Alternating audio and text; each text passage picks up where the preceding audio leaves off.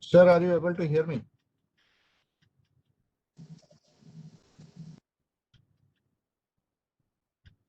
Issue is, sir. Can you hear me now? Yes, sir. Good evening. Good evening. Should I switch on the video? It's up to you, sir. Okay, fine. So Yeah. just before, should I take over? Yes, sir. Fine. It is yours, sir. Yeah. Good afternoon, all the participant and distinguished members who are present for this occasions. It's my pleasure to be part of this event and deliver a topic. Hope it will be beneficial for you. But your feedbacks and interactions is very much wanted. Feel free to interrupt me for any questions or clarifications. Uh, uh, can you see the screen on the of the presentation? Anybody can respond? Yes, sir. It's visible. Fine. Okay. So my name and mail IDs are available for all the participants for any of your future queries or clarification. Please feel free to revert back at this following mail ID. Okay. So basically the topic is that mobile is basically now part and parcel of everybody's possessions and uses, and is definitely a substitute for computer on the go. So essentially let us try to understand some of the internal details so that we can become a better user and can avoid some sort of an issue related to security, privacy. And I do have a subsequent topic on software application security of Android and iOS, so which also will be down the line covered tomorrow sessions, right? So I'm proceeding further.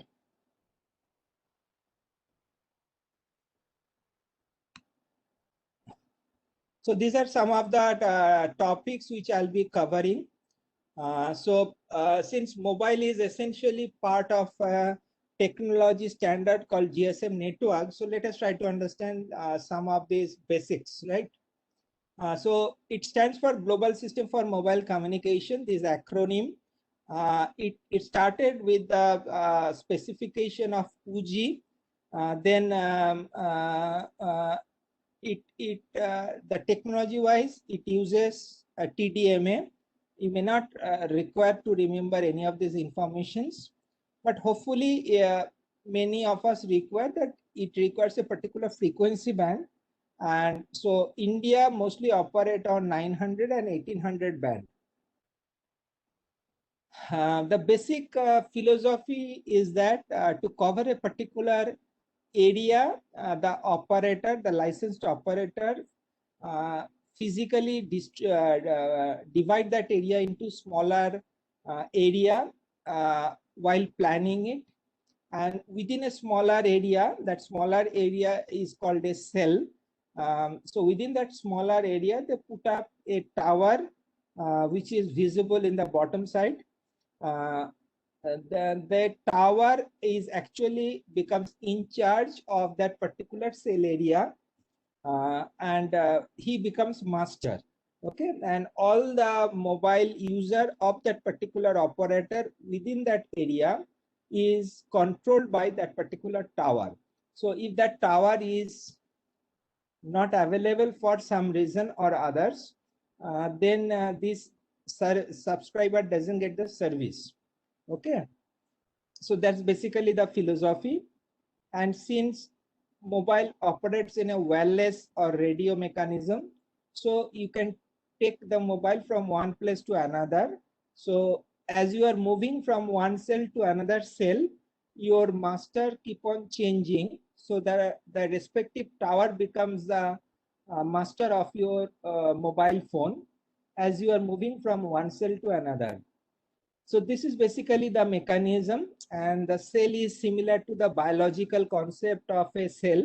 Any bigger animal is actually multiplication of a cell. So it's the same way concept. The operator maintains a huge computer system at the headquarters to control, operate this particular network.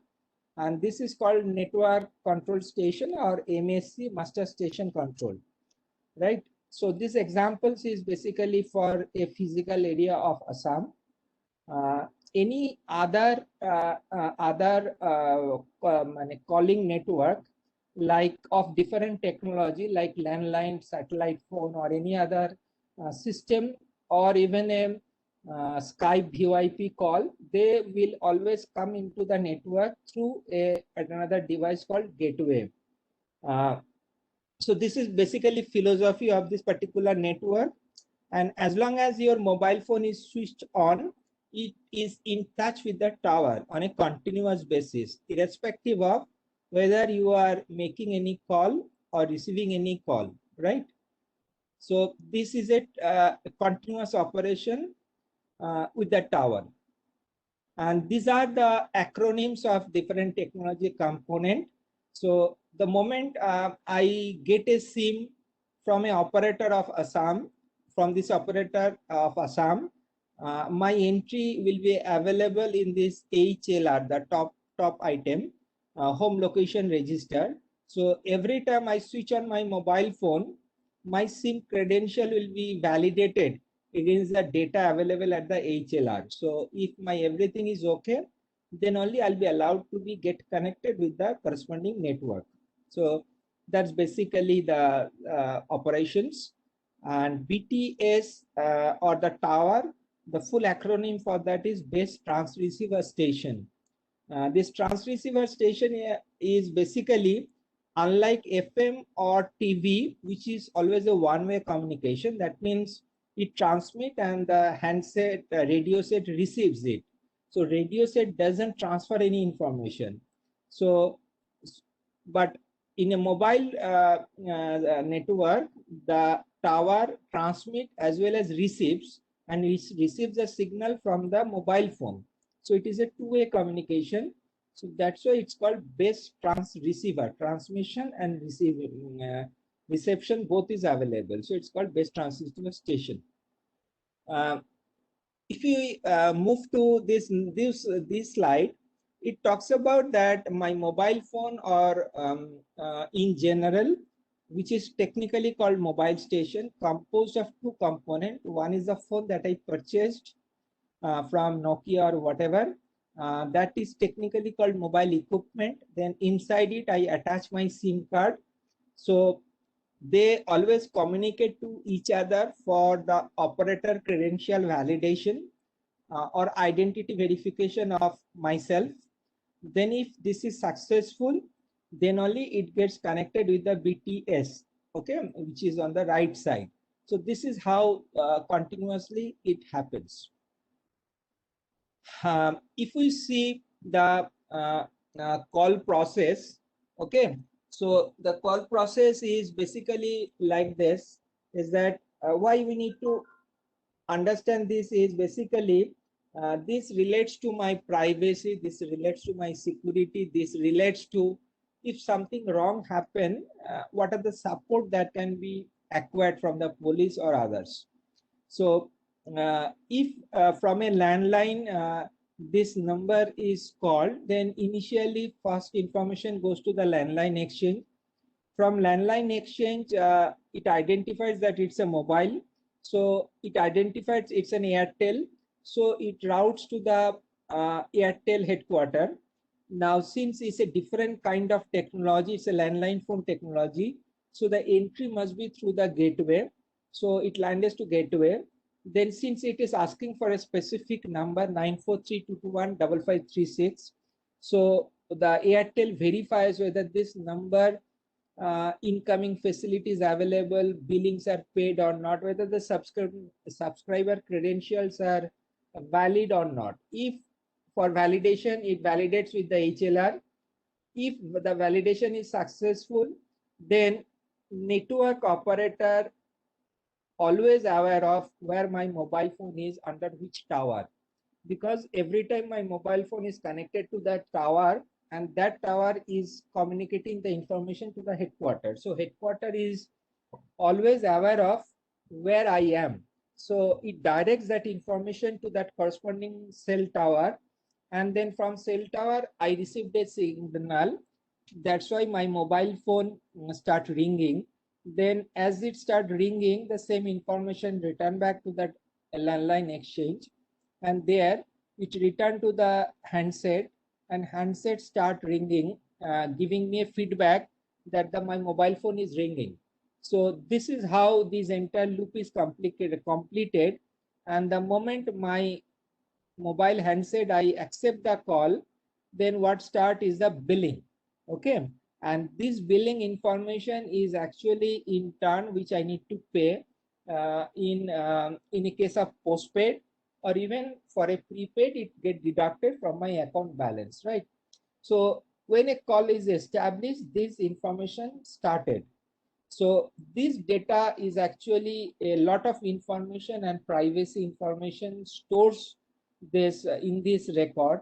So which I come subsequently, and this data, when this call is connected, gets stored and in a format, and that record is called the CDR, call detail record, right? So that's how this entire operations is done. So meaning it, whatever I am doing, a record whom I am calling, where he is at that point of time, which kind of handset he is using, all this information get recorded for each and every call, right? So that becomes a recorded information which can be used for any kind of a crime processing, or which can be used for any kind of a misuse of disturbance call or a prank call, if whatever comes to me and which I want to handle by going to the police station. So this can be handled through that CDR record. Now the CDR record, say for me, whatever the number is, the police can get this CDR record. So, and in this CDR record, what is stored, lot of informations are stored, and the informations are from whom the call came, whom it was called, what time it is called, and when the call is accepted, what was the location of that handset, and then what is the device ID on which this call has landed, right? Okay, and which SIM was used for that call. So all these record is captured in that call details record or the CDR data. So this is an exhaustive informations. So any kind of nuisance if somebody creates, you can lodge a complaint, and based on this record, the police can take the can catch hold of the culprit and then take subsequent action.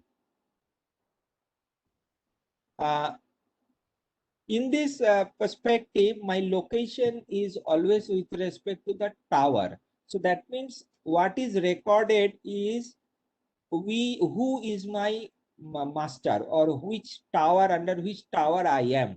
So that area, smaller area or cell, is actually uniquely recorded, and this cell ID is actually a unique number which is encoded by the corresponding network operator.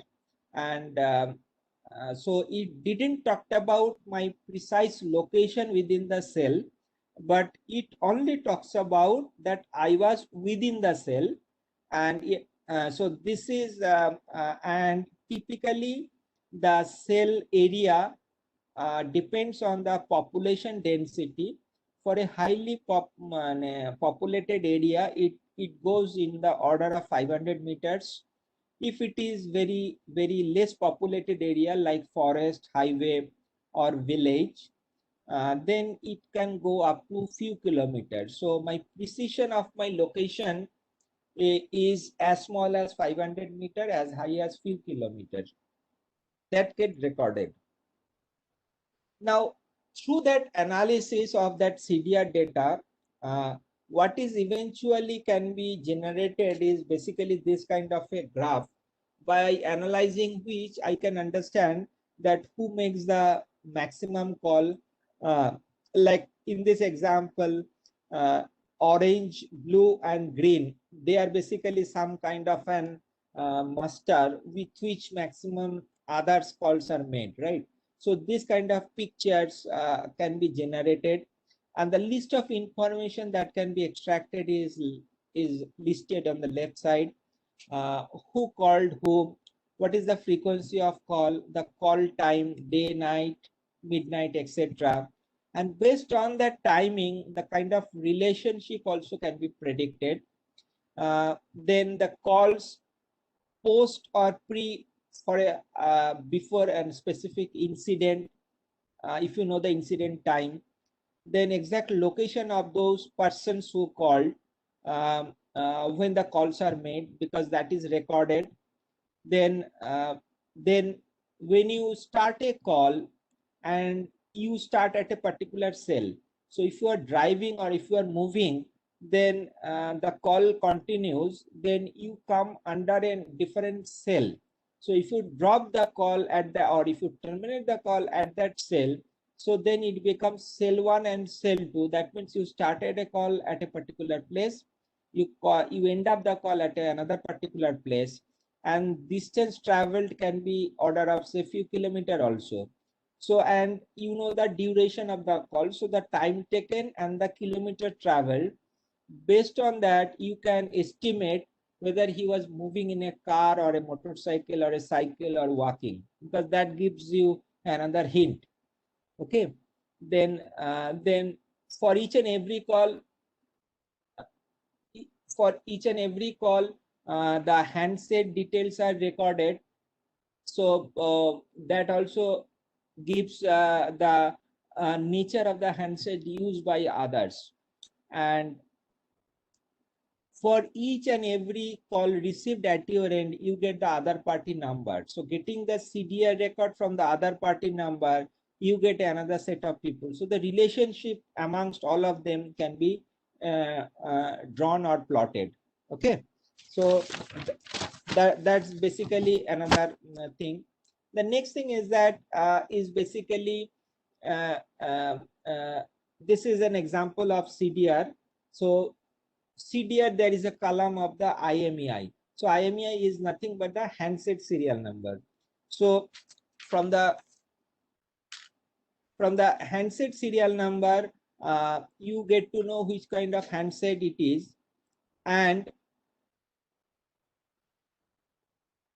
so this handset, so you get a CDR based on a particular 10-digit phone number, which is listed on the top for a specific SIM card. So the specific SIM card, you get the CDR record. From CDR record, you get the IMEI number. From the IMEI number, you get the specific handset. So this SIM is typically used in this handset. But in this particular CDR record, if at times, at different times, maybe in last 6 months, I inserted my SIM into another device, so that device IMEI also will be recorded in this particular column. Okay, so based on that analysis, you can find this SIM might have been used in this to another handset. So you don't know. So meaning that I am in a position of another few handsets. So I really don't know which typical SIM those handsets are used. So to know, understand that, all the network operator may be queried.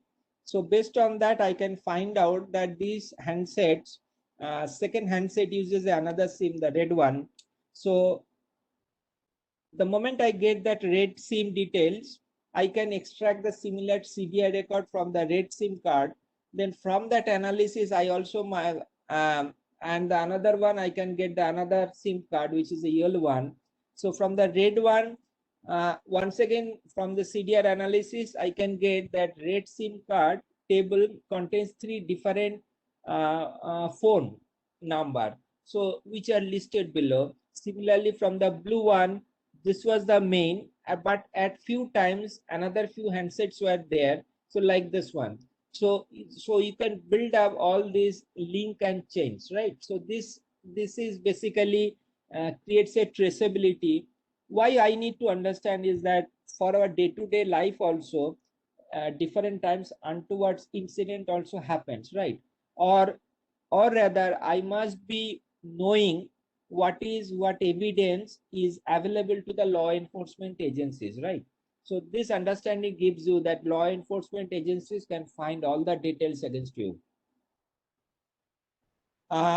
Since a mobile phone, which is a basically used as a computer, also support data.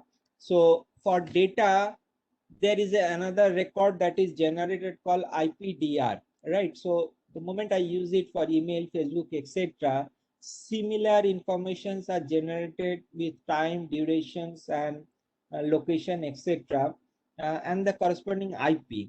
So this gives you all the details of it, mobile number and IP and etc., like this one. So this is can be used or get recorded whatever I do. That means the law enforcement agencies are equipped with this information, and uh, they can be made always available to this set of information. So these are the traces of information I'm generating. So anything I'm doing, I'm creating a evidence like this. Next thing is that for last decades, probably the mobile phone technology has improved. So it is more close to computer, unlike the previous generation. So like computer, it is also, that's why possessing an operating system. Typically, mobile phones are of two types as of now. One is called the feature phone, uh, and another category is called the smartphone. Now, for the smartphone, we do have an operating systems concept. These are the landscape of the operating systems, but many of them are not currently much in circulation. Uh, Predominantly, we are having Android and iOS. Windows is now diminishing. BlackBerry is also diminishing. So the top layer is basically what's still available. Now, every phone that we buy, we call it a mobile equipment, and they have a unique number. So if I lose my mobile phone, this number may be reported to the police station, and against which police can find out who is using this phone, right? Okay. Or the other way, if any vandalism or any kind of a criminal activity is done using my mobile phone, right? So I must be very cautious to report to the police station whenever I lose my mobile phone, and at that time, to identify my mobile phone, I should report always my IMEI number. This IMEI number you can always make available on your mobile phone by typing *#06, which is shown on this side. Then it is also available in this following places. It is also available in the bill invoice also, right? So uh, this information always must be kept very handy in case of any way I lose my mobile phone. If my mobile phone supports multiple SIM card, then my mobile phone must support multiple IMEI number. So if it supports 6 SIM slot, then there has to be 6 IMEI number. The left one support 2 SIM cards, so it is showing 2 IMEI number. So this basically the point, and this IMEI number is recorded whenever I make a call, whenever I send an SMS, whenever I receive an SMS, whenever I receive a phone call. So this get recorded for each and every transaction. The details of the IMEI number is something like this. It has a, and this gray color determines the unique handset, and the blue color depends on the make and model of the handset. Other than handset, there is another component which is called the SIM card. So which I legally identifies myself with the equipment. So Bishwajit Shah's electronic version is my SIM card, which I get it from the network operator. And a SIM card is nothing but a smart card as per GSM 11.11 standards. It is something like a computer, and it has a EEPROM CPU, EEPROM RAM, and ROM. So, so it has a permanent memory, it has a volatile memory, and it has a rewritable memory. Okay, so all these three category of memories are there. Now, a SIM card is, since it's a private identity electronic form, so there is a protection mechanism also. So you can protect your PIN by a personal identification number, PIN number. So if you use it, enable it, then every time a phone is switched on, this PIN will be asked, and anybody who takes the SIM card, okay, will not be able to use it in his mobile phone until and unless he does know it, right? Now, since like many other computer system, every 3 attempts, the wrong attempts, the pin will be blocked. So if it is blocked, then you need to unblock it. So there is another pin for unblocking this code. Typically, it may be given along with the SIM card envelope, or it may be kept along with the network operator from whom you have taken the SIM. So this unlock key can be asked over a phone from the operator based on other data verification. So this is one way of protecting it, because if SIM is pin locked, then the address book and the contact books, which are private in nature, cannot be copied from your SIM card. Okay, if you lose your mobile phone, then every SIM is uniquely identified by a serial number. So it's called ICCID, Integrated Chip Circuit Identifier. It always starts with a code 89, then followed by a country code. For India, it is 91. For other countries, the respective country code will be there. Then it's a issuer, which network operator issued this SIM card. So looking at every SIM card serial number like this, you can find out which country origin this SIM card is used, right? Okay, so typically it is 19 or 20 digit SIM card. So the moment I have a corresponding SIM card, I have a number like this. The moment I take a replacement SIM card of my existing number, this a number will change, right? So every time I get a replace of this SIM, I will be getting different ICCID number. Okay, but my 10-digit phone number will be mapped to whatever my current SIM. And at the network operator end, this SIM card, my 10-digit mobile number is always a constant one. What is done is that previous SIM is delinked and the new SIM card is attached. So at a time, there can be only one SIM card associated with my phone number, right? Now, this is a one kind of a fraud that happens for the banking application. So in banking application or many other access, there is a concept called OTP. So OTP is typically sent to the registered mobile number, right? Okay. Now the mobile number is associated with the SIM.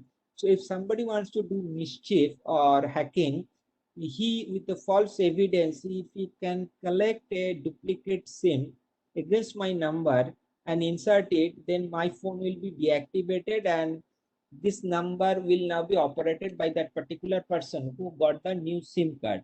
So the OTP will be coming to that particular person. So that way only those false transactions can happen. Now, SIM card has a memory of 64 kilobyte, and it contains a concept of same file directories and a root folder, like our computer explorer kind of thing. Okay, so and this is exactly that concept. My C colon is nothing but the red one, and then green one is my directory, blue ones are the files, right? So all GSM related and many other informations are actually stored on this particular SIM card, right? And these are their corresponding directory name, and they uses a 4-digit hex code to name those directories and root folder. Okay, like C colon is equivalent. Uh, I think somebody puts up a question how duplicate SIM is used, right? So he can switch on his mic and then put up the question once again. I'm giving a pause.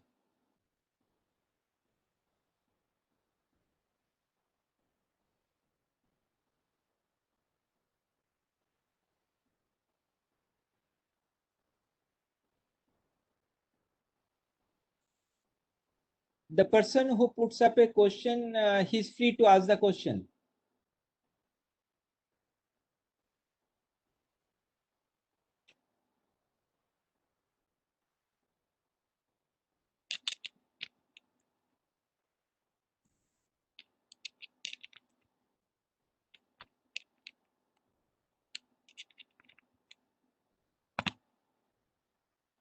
Hello, একটা কি একটা question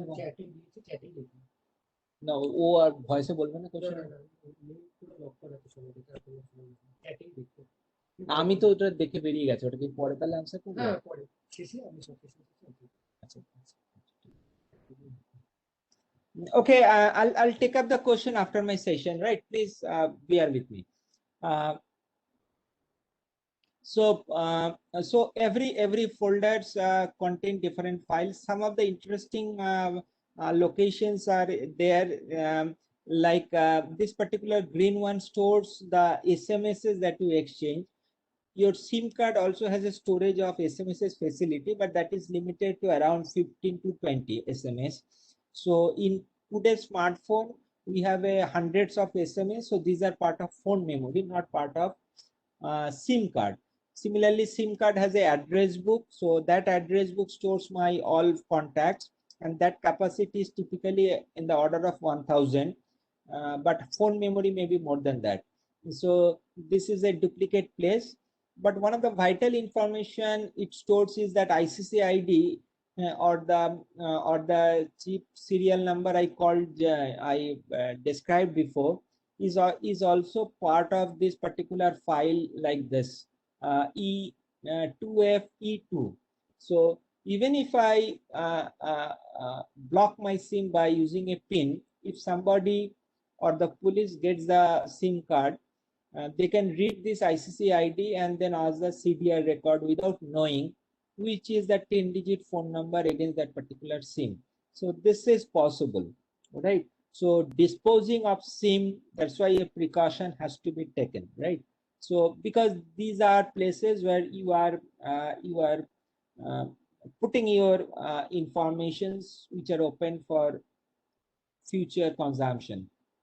Now, along with that, SIM stores a very good information on the last location of use, or LAI, or location information, location area identifier LAI code. Now, this is something like that as I am keep on moving from one place to another, this information getting updated till the mobile is switched on. The moment mobile is switched off, the last location of users is getting recorded, and till that SIM card or the mobile phone is not used in any other phone, or the mobile phone is not switched on again, this information will be kept permanently, the last value. So meaning it, if I switch off my mobile phone at Kolkata and then switch on at Hyderabad, the Kolkata location will be overwritten by Hyderabad location if I switch on. But if I keep it like this, it will be Kolkata forever. Okay. So these informations are used for critical scenarios as a in terms of forensics and other purposes, right?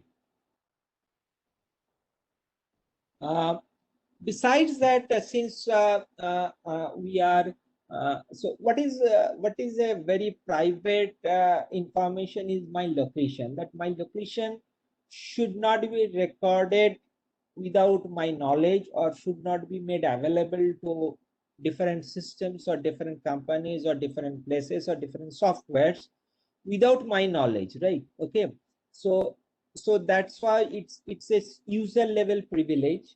And this information comes for even for iPhone. For iPhone, this information is comes from a tab settings called privacy. Then in that privacy, there is a concept called location service. If I switch on my location service, then only this information will be recorded, and it will be part of the phone. And so if I am using my phone for 5 years, say for example, all these 5 years location information will be part of my handset, right? So if this handset is disposed of without deleting the content part it, or without formatting it, then this data goes to the person who takes the phone. So my privacy is getting shared or compromised, right? So this setting should be made only available based on your choice or what you want to do. So uh, and this information is also can be directly visible on the handset itself by location services, and this can gives you a picture like this. So it gives you that your overall boundary of your movement is this bigger circle, and under this bigger circle there are predominant is a blue, more deeper blue circle. So you're mostly concentrated on this deeper blue, and so this is getting recorded. So if from the phone this information can be retrieved, right? Okay, so this is one perspective. Besides this,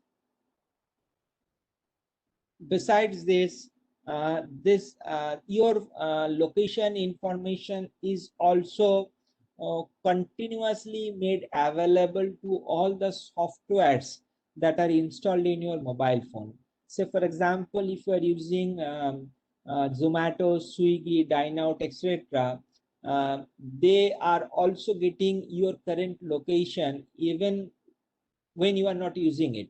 So you are not putting any order for Zomato or Swiggy, but they on the real time they are made available where you are, right?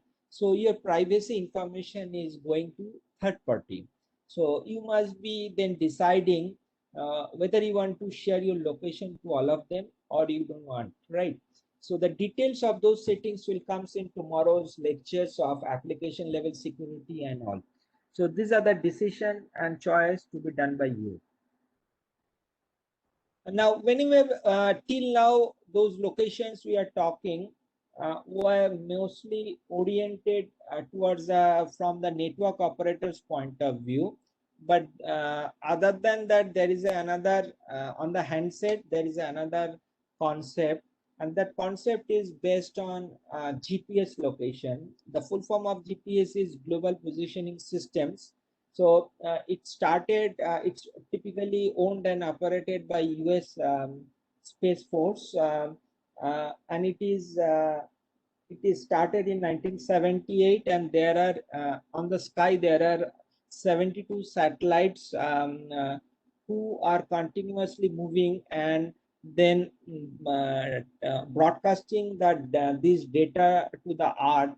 And a small electronic chip called GPS receiver, whether it is on car or whether it is some on ship, they can receive this signal. And if it is received signal from 3 satellites simultaneously, so every places is covered minimum by 3 satellites. So if it receives 3 satellite information, then it can compute the time and exact location on the earth, and that location in terms of latitude and longitude, right? What we have understood in the geography. So that way you can determine where you are. The same electronics is also available in the mobile handset. So mobile handset can be aware of where he is, irrespective of whether the mobile phone is connected from network or not, because there is no link between this GPS location and my SIM card, right? Now, when I'm using also a network, my GPS location can get transferred through softwares to the different softwares like Swiggy and all, or Swiggy, Uber, etc. So they require the GPS, that's why to be turned on, right? So through software, this GPS value is getting exchanged to identify my exact or precise location. So that's one thing. And while moving to very unknown places, we switch on our GPS navigation to know whether the driver is taking me in the appropriate route or not, right? This is also typically done by different ladies also while they are traveling through a cab. Now, there is a particular hacking concept where the taxi owner can transmit a fake GPS signals, and by putting a fake GPS signal, your mobile phone will show that you are moving in the right path, but he is actually driving in a wrong path. So this is now another different, very sophisticated crime that is going to come for the safety of the woman and other critical people. This gives us a little bit of background about the mobile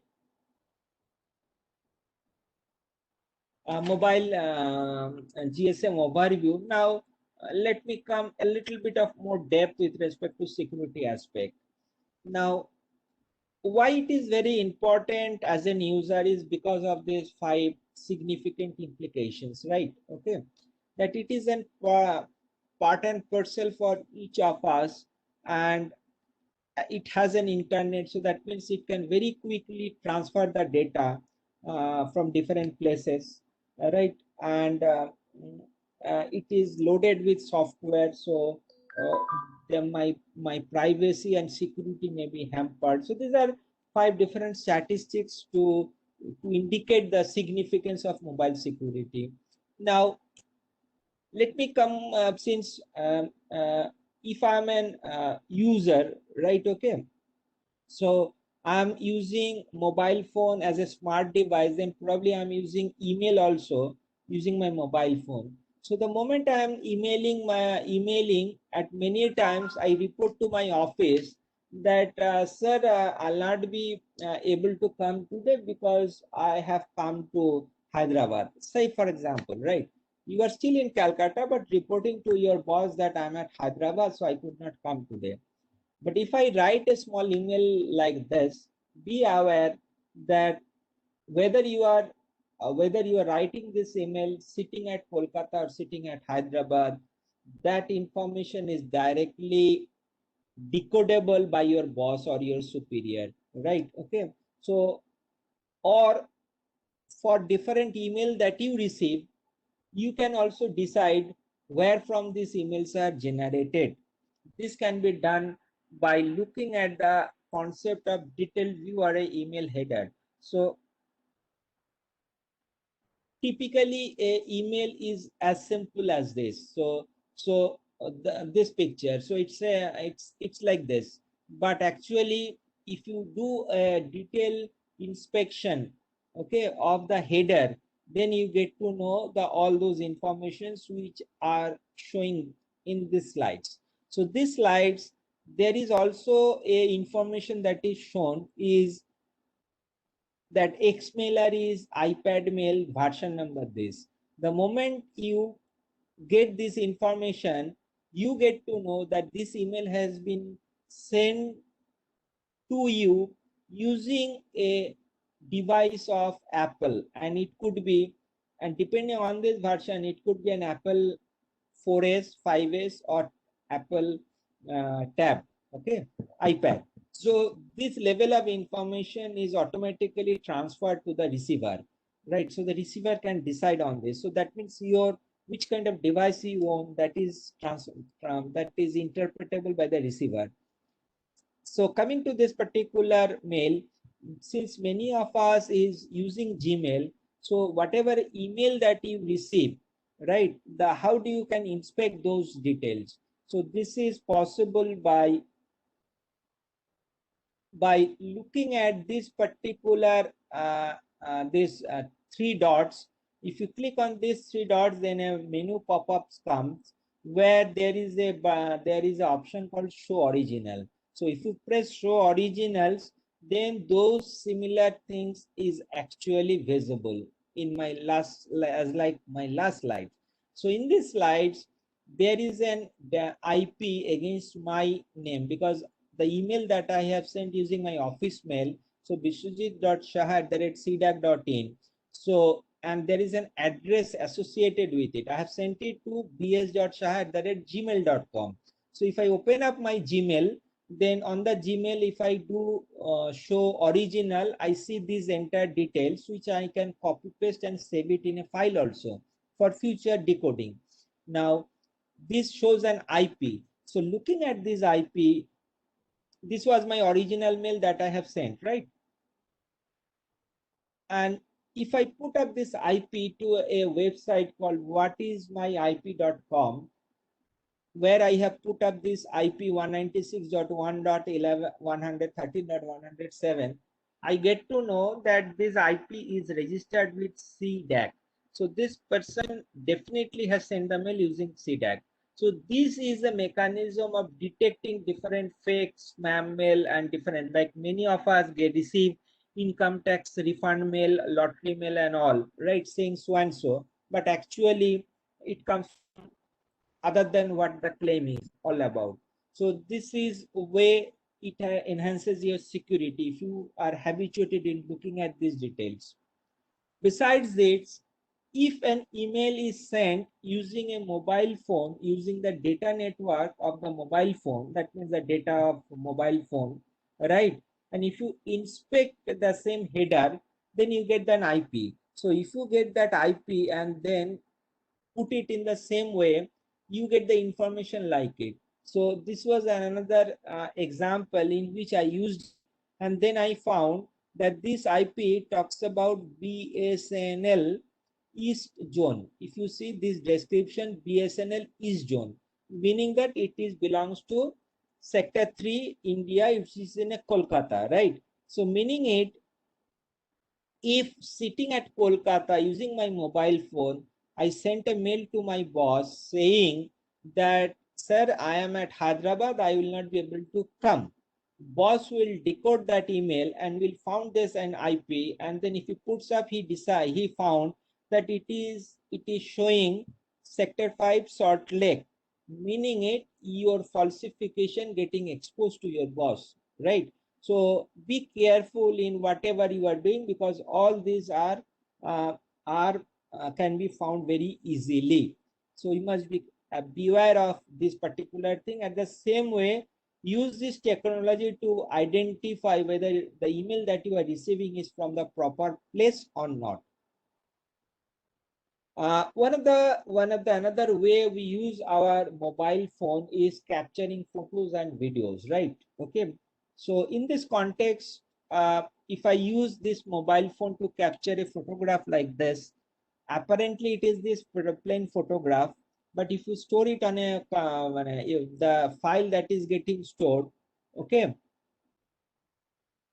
contains a lot of information. If I inspect that file in a hex editor or actual raw file. Now in this raw file, what is also recorded is something like Nokia C203, which is nothing but this mobile number.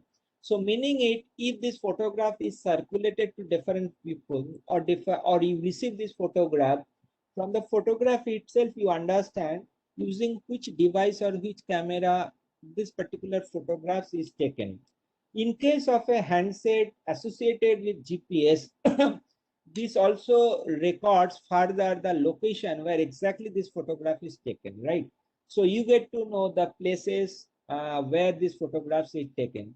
Now, typically in a different scenarios within family, what happens, a photograph is taken and somebody shared it, then uh, using this photograph, some kind of malicious, or we call it unsocial activities are happening. So that times these decodings are very important, and there are also claims and counter claims who originally captured these photographs and all.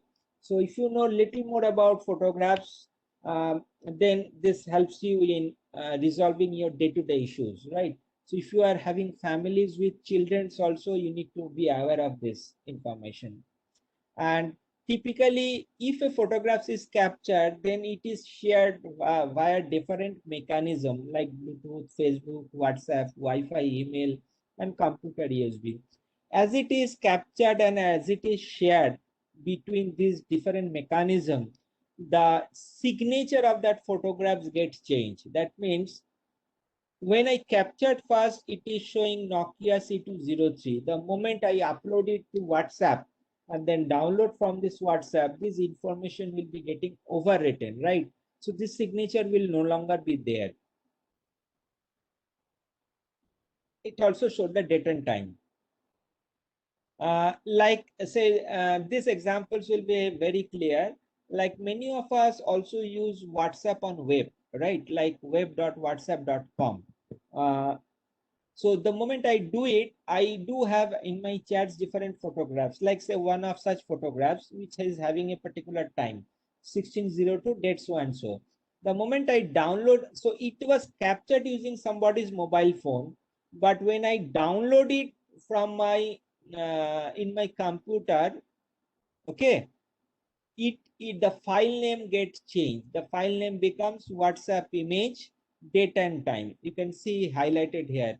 And if you see the property, in this property, the mobile phone make and model and everything will get modified or updated, right? Okay, so looking at this photograph, you'll not be able to identify using which device it was originally captured. But if the same file is available with you, typically it will be saved as img, some date and time, and then serial number. And if you see the property of this same exact image file, it will be saying that it is camera maker is Xiaomi Redmi Note 4, right? Okay, so using that particular mobile phone, this photographs was captured, but when it is downloaded, this information getting modified or deleted, right?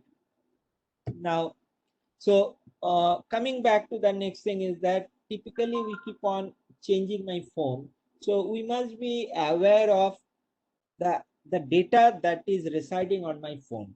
So the data that is residing on phone can be your flash memory, which is integral part of the chip, then the SD card that is associated with it, and then additionally the SIM card.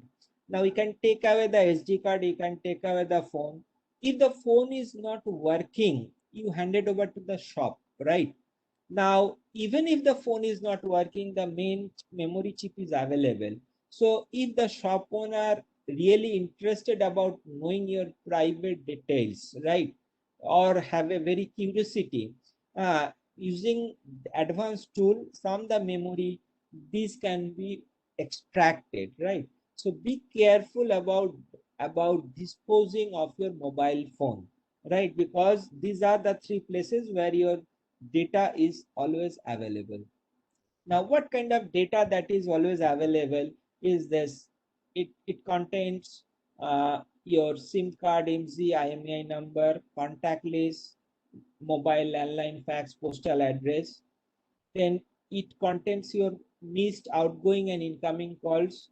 SIM card contains your phone book, SMS, etc., and all the files that are part of phone memory and SD card.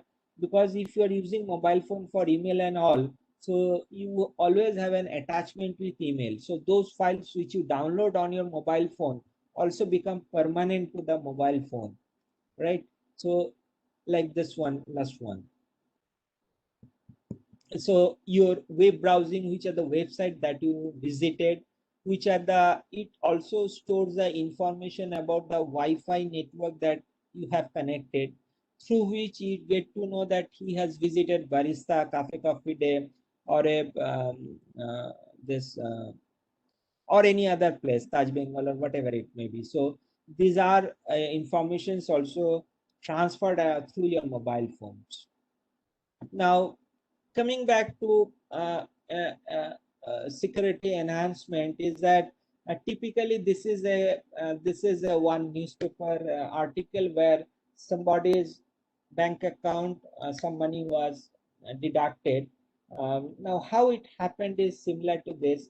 Like for SBI login, for example, you have implemented OTP. So whenever you log in and then try to do a fund transfer, one OTP will come, and that OTP is, this is the phone number. So if somebody somehow made aware of your username and password, still he cannot do the actual transaction. To do the actual transaction, he need to get catch hold of your mobile phone. So what he can do, if somebody somehow he is aware that this person is an old person, or this person has now gone to US, so for another 1 month he's not going to return, so he can go and somehow with certain shady operator or the shop owner, he can manage a duplicate SIM. So if he can manage a duplicate SIM, then the OTP will come to him. So using that only he can do the transaction. So that's how this becomes possible. So with this, I'm doing my today's topics of basic understanding and security. I'll be covering applications level security in my tomorrow's class. So now I'm open for questions. This is my contact number and email ID. So you all are free to contact me as per your requirement. Thank you all.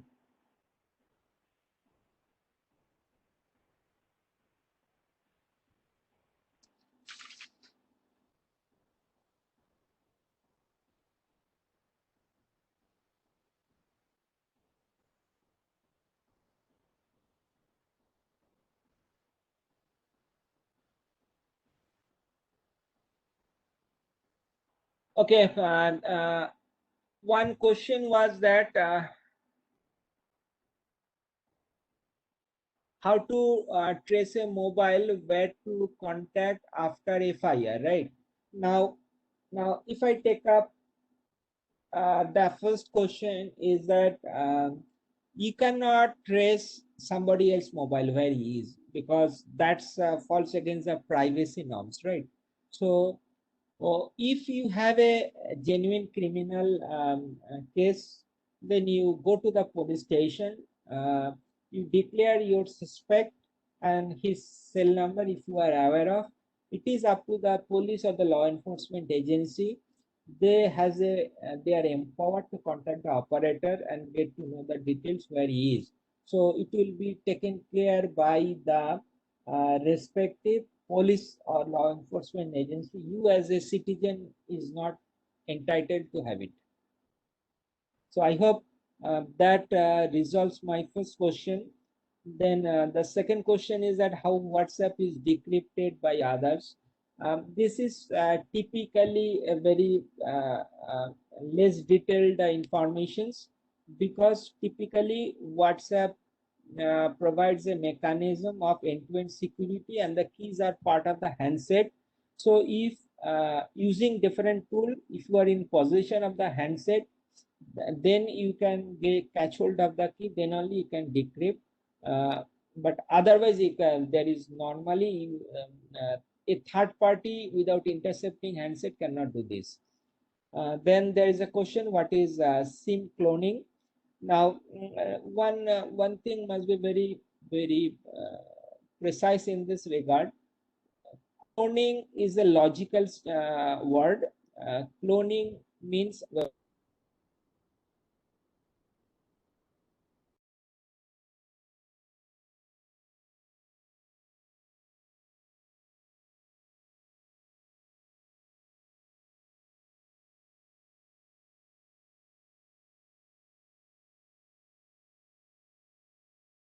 then only you can use this SIM card against the original SIM card, right?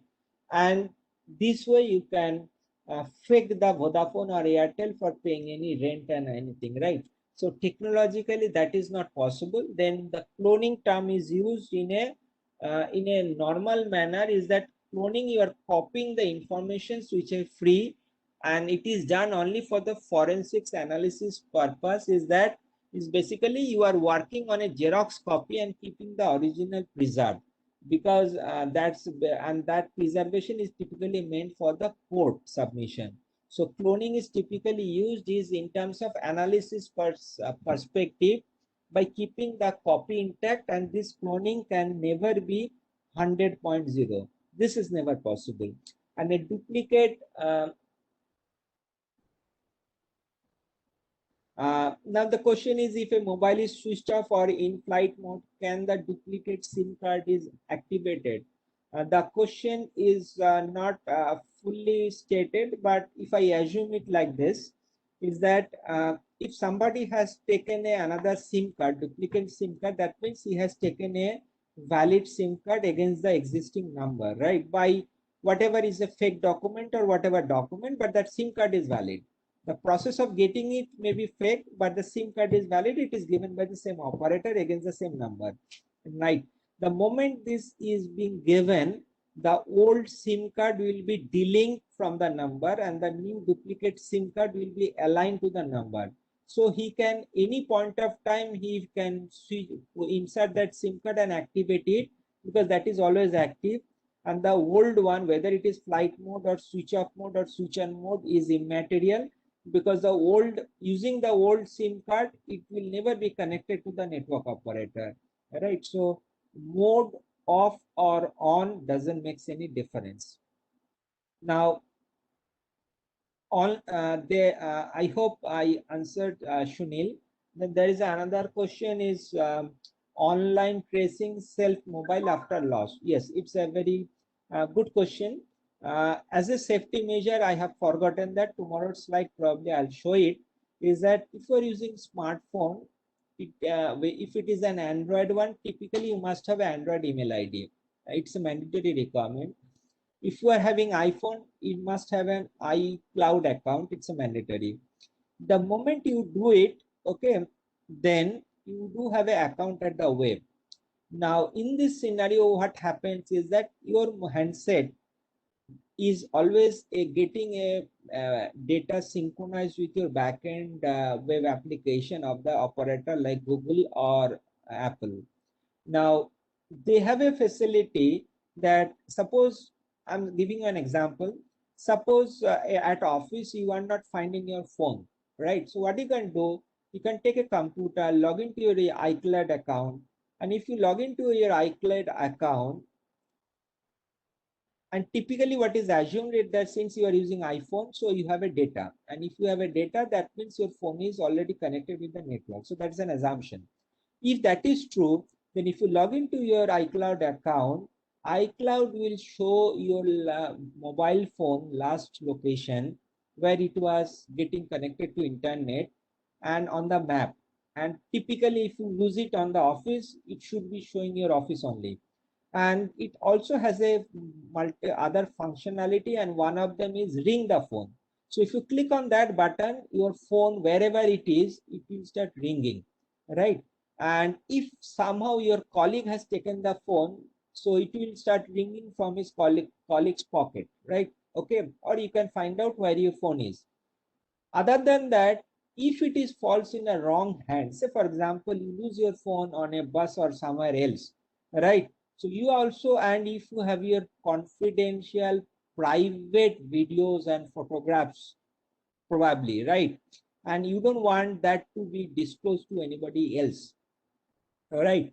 So what you can do, you can remotely give another command by which the data that on his phone will be entirely wiped out, and it can help you in saving your embarrassment, right? So that is also possible.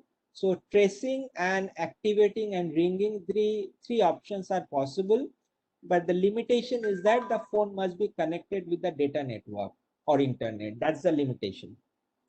Now, uh, I hope I have answered all of your questions. If I have not answered, then somebody can retype their question once again.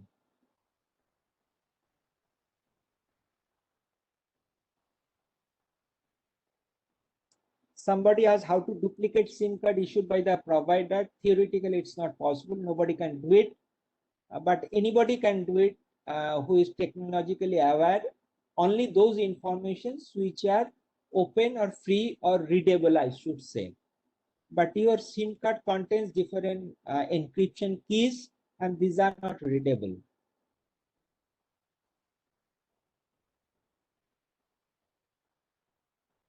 Somebody says SIM card is basically, Nagesh Paswan said SIM basically some circuits.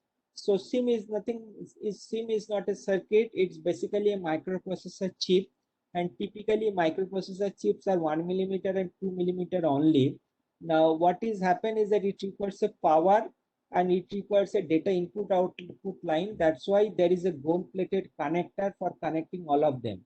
So if you recall those slides, you will find out. So the moment I insert that SIM card to the connector, through those connectors, the CPU gets powered. So that's why it operates like a CPU. I hope I answered these questions also.